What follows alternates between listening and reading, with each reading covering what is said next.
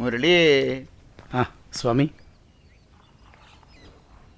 പ്രാർത്ഥന അമരത്തിലാണല്ലോ.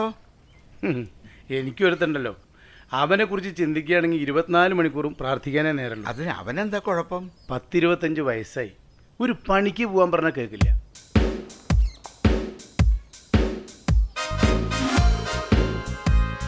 വീട്ടിനും ഗുണമില്ല, നാട്ടിനും ഗുണമില്ല. അവനെ കൊണ്ട് അവനെങ്കിലും ഒരു ഗുണം വേണ്ടേ? അതുമില്ല. അവൻ്റെ പേരിൽ ഈ നാടറിയപ്പെടുന്ന സമയം വരും.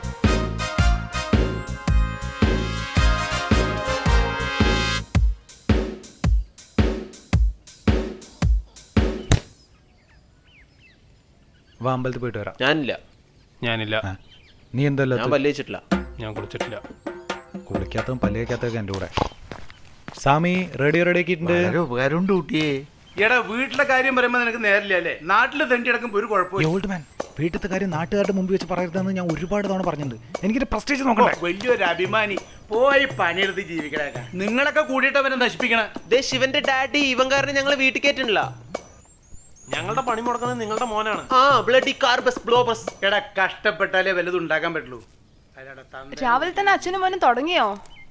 ആ മോളെ വൈകിയോ? ആ കുറച്ച്. ഇന്നലെ കാണാൻ വന്നവരെന്തായി? പെണ്ണ് കാണാൻ വരുന്നവർക്കൊക്കെ പൊന്നു മതി മാമേ. നീ ആരെങ്കിലും കണ്ടുവച്ചിട്ടുണ്ടോ? പ്രേമം അതാണ്. ഇവന്റെ പൊന്നിന്റെയും മണത്തിലൊന്നും പ്രശ്നമില്ലല്ലോ. ഒരാളുണ്ട്, പക്ഷെ ഉടനെ തന്നെ ഒഴിവാക്കേണ്ടി വരും. അതെന്താ? തന്നി ഉഴപ്പാ മാമേ. ആ ഇതുപോലുള്ള കേസാണെങ്കിൽ പിന്നെ ജമ്മം പാഴൻ. തൂണ്ടി കൊടുക്കാത്ത സത്യം. നീ ടൗണിലേക്കല്ലേ? വാ, ഞാനുണ്ട്, നടക്കാം.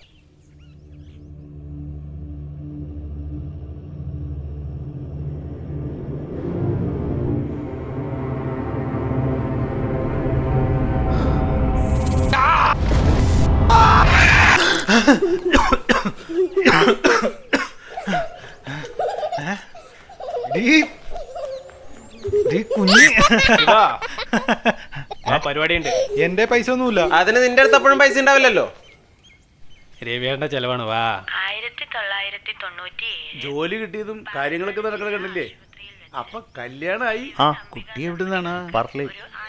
അടുത്ത മാസം 5-നാണ്. അടുത്ത മാസം എന്ന് പറയുമ്പോ മാഡം 20. ആ കാവൽ വെച്ച് തന്നെ ആവാലോ. ഭൗമവിസ്മയത്തിന് സാക്ഷിയാകാൻ തയ്യാറാകുകയാണ് കോട്ടായി. വളരെ അപൂർവമായി സംഭവിക്കുന്ന അതിദീർഘ സൂര്യഗ്രഹണം നാളെ പകൽ മുഴുവൻ നീണ്ടു നിൽക്കുമെന്ന് കാലാവസ്ഥാ നിരീക്ഷണ കേന്ദ്രം അറിയിച്ചു. അത് ആവർത്തിക്കുകയാണ്. 48, 49, 50 അടുത്തുള്ളവരൊക്കെ സൈഡ്.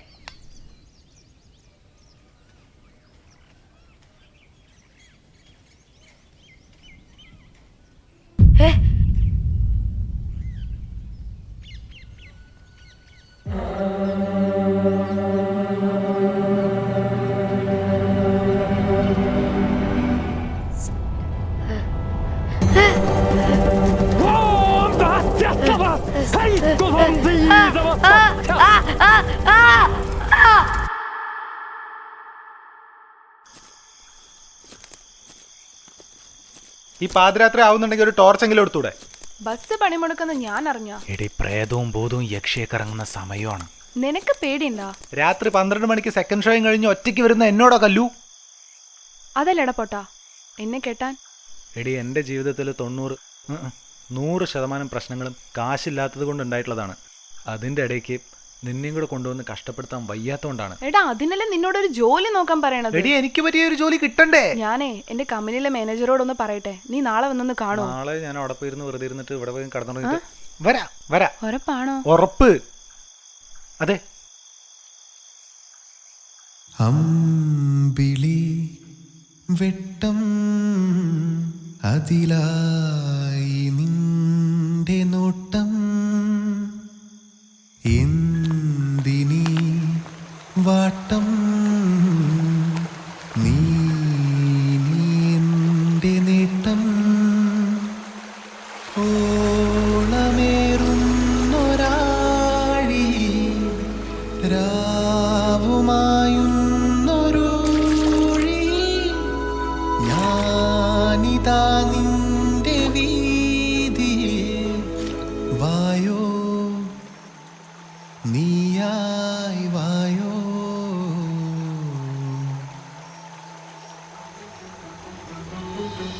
അമ്പിളി വെട്ടം അതിലായി നിന്റെ നോട്ടം എന്തിനീ വാട്ടം നീ എന്റെ നേട്ടം.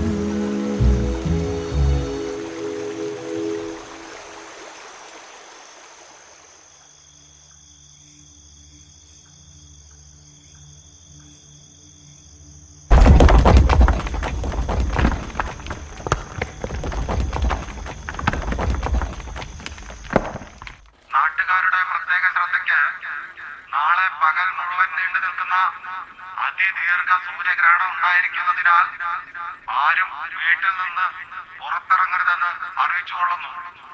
പഞ്ചായത്തിന്റെ നിർദ്ദേശങ്ങൾക്കനുസരിച്ച് എല്ലാവരും സഹകരിക്കണമെന്ന് അറിയിച്ചുകൊള്ളുന്നു. ഓടിപ്പോയി ഞാൻ ആ പോസ്റ്റിൽ തൊട്ടെ. എന്നാ പിന്നെ ഞാൻ ഈ പോസ്റ്റിൽ തൊട്ടെ. നീ ഇങ്ങോട്ട് വാ കുഞ്ഞപ്പി. നാളെ എനിക്ക് സ്കൂളില്ലല്ലോ. എനിക്കും നാളെ ലീവാണ്. സൂര്യഗ്രഹണമാണെന്നാ പറഞ്ഞേ. ആ ടാങ്കിന്റെ മേലെ കയറിയാലേ കോട്ടയം മുഴുവൻ കാണാന്നാ രവിയേട്ടൻ പറഞ്ഞിരിക്കുന്നു. കല്ല് കയറിയിട്ടുണ്ടാ? ഇല്ല. എന്നാ ഞാൻ കയറട്ടെ? വേണ്ട. കല്ലു തെണ്ടി. കല്ലു. അതെ, വർക്ക് കഴിഞ്ഞിട്ട് വരുന്ന വഴിയാ?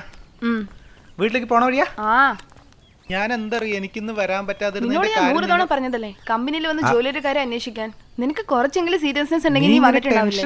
ഞാൻ ഒരു വഴി നീ കണ്ടുപിടിച്ചിട്ടുണ്ട്. ഒന്നും പറയണ്ട ശിവ. എടി ഞാൻ എപ്പോഴും തന്നെ പറഞ്ഞോണ്ടിരിക്കുന്നത്. നീ എന്താ പറയാൻ പോകുന്നത് എനിക്കറിയാം. ഞാൻ പറയുന്ന ഒരു പറയാൻ സമ്മതിച്ച എടാ കുഞ്ഞാപ്പി നീ താഴെ ഇറങ്ങ് വീഴും. എടാ പൊട്ട താഴെ ഇറങ്ങടാ വീഴും.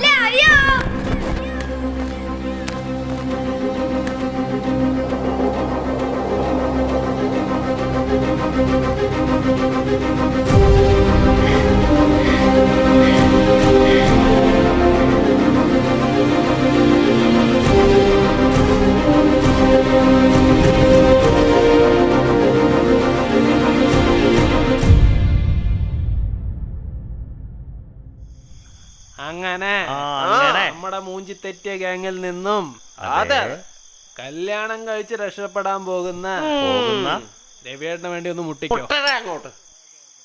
അപ്പൊ ഇങ്ങനെ നാളെ ഒന്ന് ഇറങ്ങി നടക്കാൻ പോലെ എന്റെ ഡ്രാഡി പറഞ്ഞിട്ടുണ്ട്. എന്നോടും പറഞ്ഞു ഇങ്ങനെ പൊട്ട കഥകള്. ഓരോ കഥകളിലും കുറച്ചെങ്കിലും സത്യം ഉണ്ടാവൂടാ. അയ്യോ പോലീസുകാരെ പേടിച്ചു.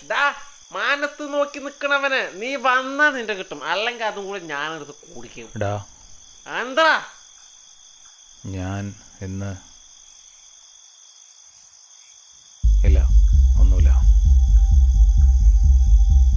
നാളെ എന്തായാലും എല്ലാവരും ഒന്ന് ശ്രദ്ധിക്കണം.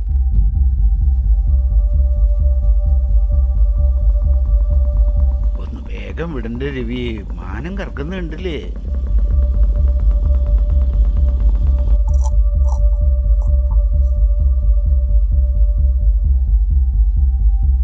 കുഞ്ഞി ഒരു കാര്യം പറയാ.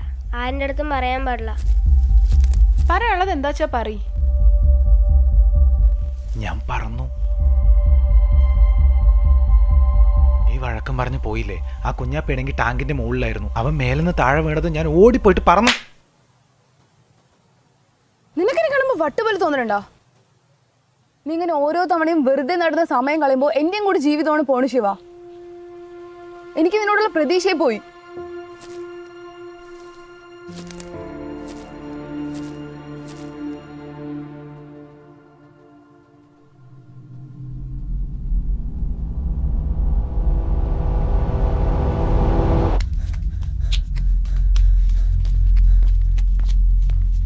വലിയച്ഛാ, ശിവേട്ടനവിടെ? ആരാ പോണത്? വണ്ടി നിർത്ത്, വണ്ടി നിർത്ത്, വണ്ടി നിർത്ത്. സമയം അതാ അതാ കണ്ടോ? അത് ബാലിന്റെ മോളാണല്ലോ. മോളെ മോളെ മോളെ കുഞ്ഞെ, അവിടെ നിൽക്ക്, അവിടെ നിൽക്ക്. എങ്ങോട്ടാ ഈ ഒറ്റയ്ക്ക് പോണത്? നിന്റെ അച്ഛനമ്മയ്ക്ക് എവിടെ?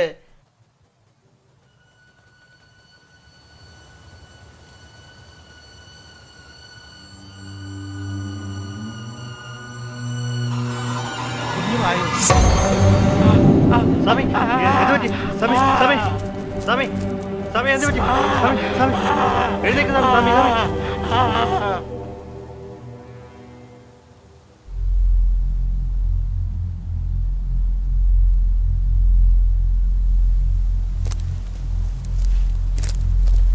രവിയേട്ടൻ നിങ്ങൾക്ക് ഉറപ്പാണോ അവര് ഈ കാട്ടിൽ തന്നെ ഉണ്ടാ?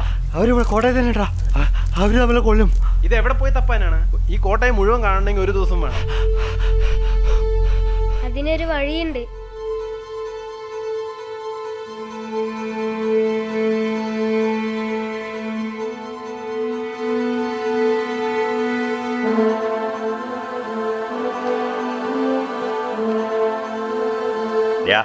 എങ്ങോട്ടാണ്?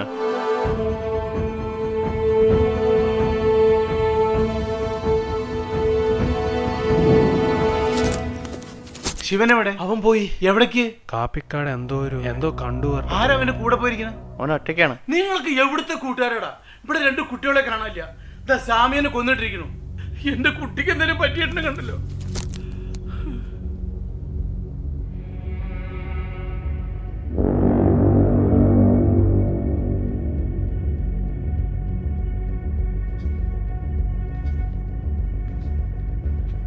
ഇരുപത്തഞ്ച് വർഷങ്ങൾക്ക് മുമ്പ് ഇതുപോലൊരു ഗ്രഹണമുണ്ടായി.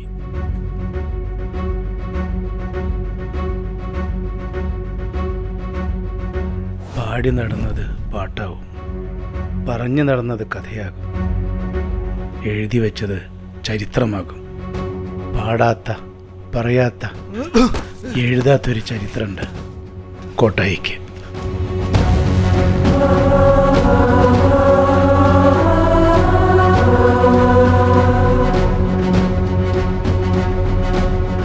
എതിർക്കുന്നവരുടെയെല്ലാം തലയറുത്തു വളർന്ന ഒരു കൊള്ളക്കൂട്ടുണ്ടായിരുന്നു, തുറവർ.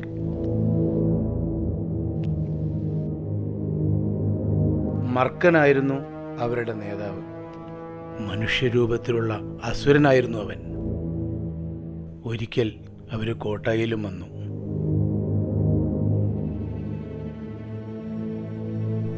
താൻ ദൈവത്തിൻ്റെ പ്രവാചകനാണെന്നും തന്നെ ഇനി മുതൽ എല്ലാവരും ആരാധിക്കണമെന്നും എതിർക്കുന്നവർക്ക് നരകമാണ് ശിക്ഷ എന്നും അവൻ പറഞ്ഞു.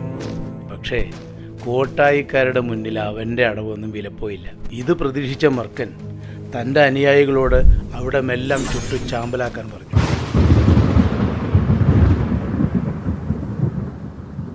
അയാളുടെ പടയാളികൾ മുഴുവൻ മരിച്ചിരിക്കണു. ആളുകളിങ്ങനെ സന്തോഷത്തോടെ ഇങ്ങനെ ആർത്തു വിളിക്കുക. എന്താ സംഭവിക്കണമെന്നറിയാതെ അയാൾ ആകാശത്തേക്ക് നോക്കി.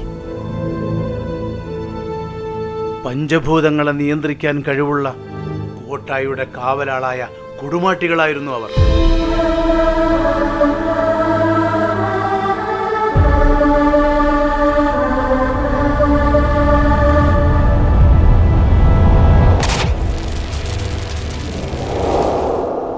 ഒരു മനുഷ്യനെ കൊണ്ടവരെ തോൽപ്പിക്കാൻ കഴിയില്ല എന്ന് മനസ്സിലാക്കിയ മർക്കൻ കൊടുമാട്ടികളുടെ ശക്തി തനിക്കും വേണമെന്ന് ഗുരുവിനോട് പറഞ്ഞു. അതിനായി കൊടുമാട്ടികളുടെ ഹൃദയം ഭക്ഷിക്കണമെന്ന് ഗുരു ഉപദേശിച്ചു. അങ്ങനെ ചതിയിലൂടെ മർക്കൻ കൊടുമാട്ടിയായി മാറി.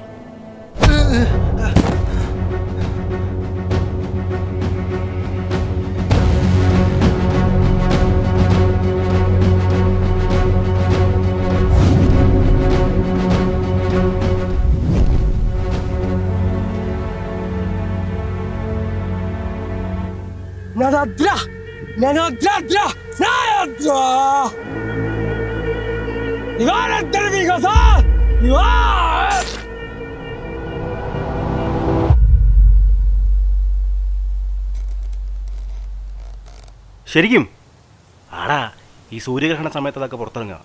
നമ്മൾ പോകുന്നു, പിടിക്കുന്നു. നീ ഒന്നും അറിയപ്പെട്ടില്ലേ? എന്ത് ഗ്രഹണമെന്നല്ലേ നമ്മൾ ഇതിനു മുന്നേ കണ്ടിട്ടുണ്ട്. നിങ്ങൾ വിചാരിക്കും പോലെ രവി, നിന്റെ പോലീസുകൾക്ക് അങ്ങ് സ്റ്റേഷനിൽ ഇങ്ങോട്ട് ഉണ്ടാക്കാൻ വരണ്ട, കേട്ടല്ലോ? അവന്റെ പോലീസ് ഉണ്ടാക്കല്.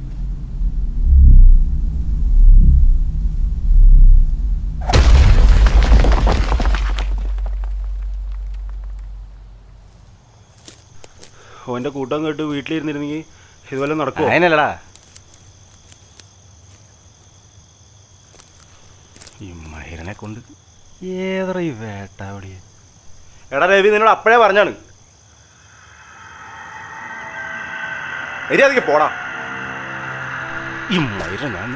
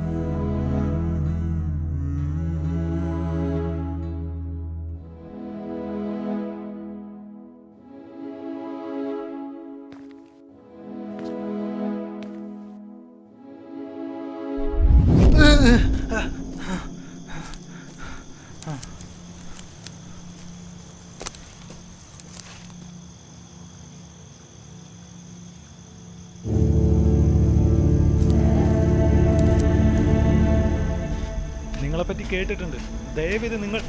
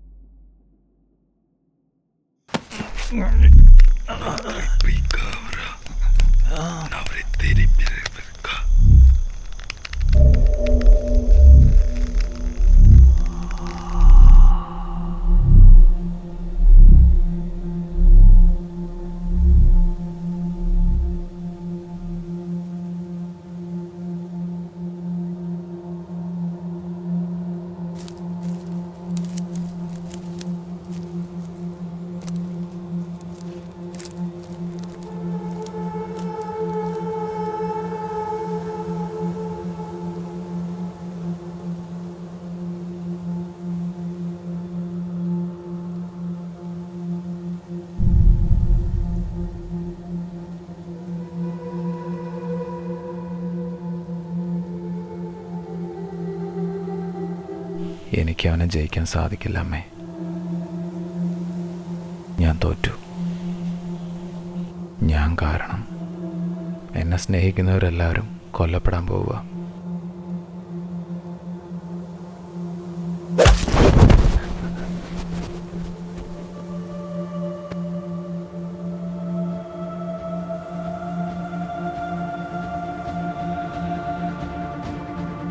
ഞാൻ നിന്റെ ഉള്ളിലുള്ളിടത്തോളം കാലം നിനക്ക് തോൽക്കാൻ പറ്റില്ല.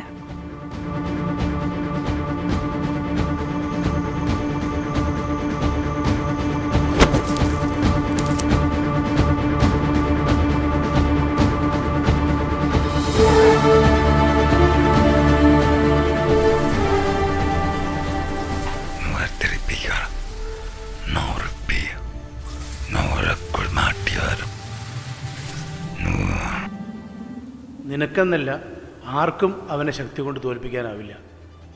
പക്ഷെ നിനക്ക് മാത്രം ചെയ്യാൻ പറ്റുന്ന ഒരു കാര്യമുണ്ട് ശിവ.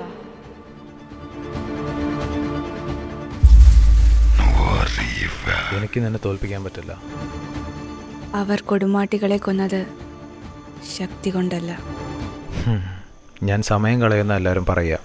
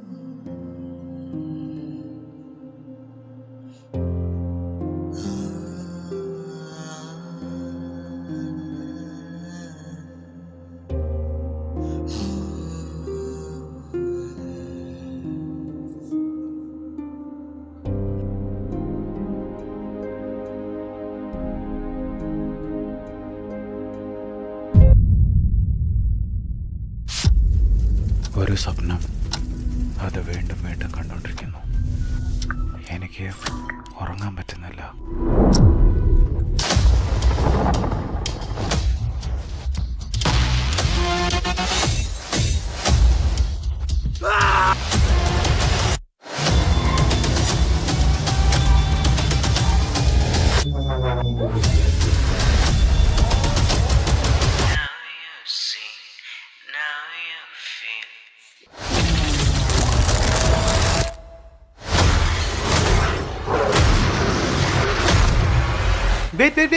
നിന്റെ സൂപ്പർ പവർ എന്താണ്?